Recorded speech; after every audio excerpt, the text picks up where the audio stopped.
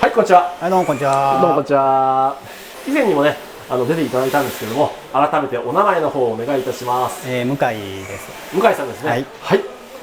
以前ですね、ハーレーっぽいそうですね。これですね。やつっていう風でね、紹介して結構ね、何万再生もいった、結構バズったやつなんですけどね。今回ね、また素晴らしい作ってきたんで、見せていきたいと思います。はい。今日紹介したいのはこちらになります。じゃじゃん。は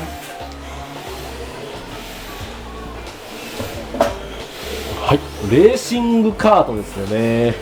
これ結構本格的ですね、作りが。そうですね。カートにあるまじき、ダブルウィッシュボーンなんですけどね。これサイズ感とか最高だね。そうですね。これ何分の1ぐらい？8分の1という触れ込みなんだけど、まあちょっとこの人形がね、スケールが若干小さいんですよ、6分の1よりも。だから乗った時にぴったり感があるという感じですね。このシートとかも最初からこれついてるの？ついてますね。もう乗せてくださいと言わんばかりの仕様です。本当にこれカートのバケットシートがついてるっていう風なんですけれども。でこのカウルとかはね、多分大体2000年代ぐらいのレーシングカートのカウルがついてる感じですよね。昔のトニーカートとかね、その辺のとかビレルとかちょっと専門的になってのカウルがついてるんですけれども、ちょっとマシンの構造の方ね、説明していただきたいんですけれども、どんな感じになってるのかな。まあカートですから二輪駆動なんですけども、リアがこちらがモーターでギアダウンされて、プロペラシャフトが通ってちゃんとドッグホーンがついてるので、サスペンションが実は微妙に動きます。柔らかく、この辺柔らかいんですよ。だから少し動きます。なるほど。これ駆動はギアデフですね。ギアデフ。はい。本来ならカートはね、これ1本ね。そうですね。直結で1本。リアシャフトが入ってて、まあリジットなんですけど、これはこういう風にね、ダブルウィッシュボーンになっているという形なんですね。まあでもこれによって結構衝撃吸収してくれると思うんでね。そうです。これちなみにどこのシャシだったっけ？これがね、元はサンダータイガー。サンダータイガー。で、10年ぐらい前まではあったかな。台湾のメーカーだったんですよ。はい。で、結構いろんな面白いラジコン出してたメーカーで、飛行機から果ては潜水艦まで出してたようなメーカーなんですよ。その中のこのカートレーシングカート KT8 っていうレーシングカートがありまして、当時みんなマリオカートごっこをしてたらしいんですよ。で人形乗せて走らせててっていうのが当時の動画とか見てるとあるんですけども、私これ中華屋さんで発見したんですよ。このシャーシじゃないんですけど、別のシャーシを中華屋さんで発見して、それを持って帰ってみたら全然乗るじゃないということで、そこからいじり出してという感じですね。なるほどね。じゃあフロント周りが？フロント周りはリアと同じこういうダブルウィッシュボーン風のもので、サーボはダイレクトです。なるほど。足の下だね。足の下ですね。カートでいうと燃料タンクのあたり。そうですね。ですよね。裏はこんな感じで。カーボンじゃないですか。オプションのカーボンシャーシです。これいくら？5000円いくらしたかな。5000円いくら。なるほど。でタイヤはゴムタイヤ。ゴムタイヤ。スポンジ使ってたこともあるんですけど、このスポンジだとカーボンシャーシとの相性がよろしくなくて、すごい跳ねたんですね。なるほどなるほど。でゴムにしたら良くなったかな。なんかスポンジの方が吸収しそうなイメージだけどね。違うんだ。違うんですね。このドールの作り込み見てくださいよね。毎回すごいなと思ってね。あと説明するとしたら、モーターがこれ何ちモーターでしたっけ？モーターがね、こちらのホビーウィングの新作モーターですね、これね。新作のモーター？はい。2435なんですね。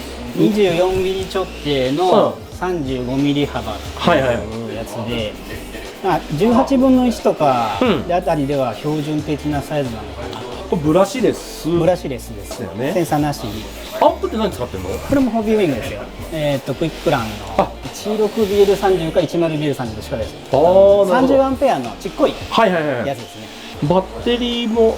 バッテリーはここに下に入ってますけど、1500ミリアンペアのバッテリーが。これ白いやつね。そうです。元はニッカド仕様なんだけど、今の時代ですから2個を積もうということで、ちょうど合うサイズを探してきて。これヘルメットもあるんですけども。ヘルメットはね、この通り、これキーホルダー、バイク屋さんで売ってるキーホルダーの、ちょっと削って加工していろいろ作ったものですね。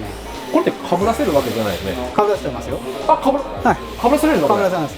全然かぶらせれます。こうやって、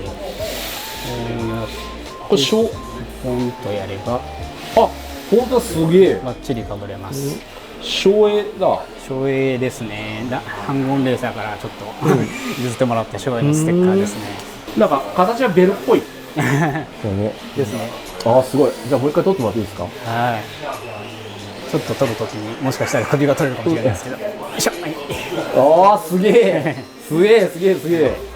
かっこいい。いやありがとうございます。これで苦労された点とかあります？これがね、巻くんですよね、やっぱりね、くるくるくるくると、このギアがどうしても二輪駆動なもんで巻くんですよ、ぐるぐるぐるぐる。ジャイロを入れて今押さえてますけど、ジャイロなしでじゃあ走れるかというと、多分無理じゃないかな。切れ角も少ないんだよね、やっぱりグリップだから。これぐらいしかないから、まあグリップとしてはまああるのかなとは思う。ただフロントがどうしても軽いんで、すごく軽いんですよ。もう重量バランスでいったらもうこの辺かな、センターではないですね。フロントがとにかく軽いんでスカスカなんで、ちょっと逆で跳ねるとポンといくんですよ。あとこのリアのデフの柔らかさを見ると巻きそうだよね。そうですね。これが硬ければもう少しもうちょっといけるかな。どっしりハンダー気味で走るんだけどね。ありがとうございます。何かあと他伝えたいことありますか、これで。ちょっとね、これなかなか入手なんだとは思うんですけど、たまに中古でオークションとかで出てたりすることもありますし、まあタオバオとか使える人だったらば、探してみるとなんかそれっぽいのがあるぞって気がつくかもしれないです。タオバオ経由で買う人はちょっと経験が必要だと思うんです。説明書とかがね入ってなかったりするんで。説明書なしまだちょっとね立ち上げたばっかみたいで、この会社が新しくまあ再起をかけたばっかみたいで、まあこれからって感じですから。ありがとうございます。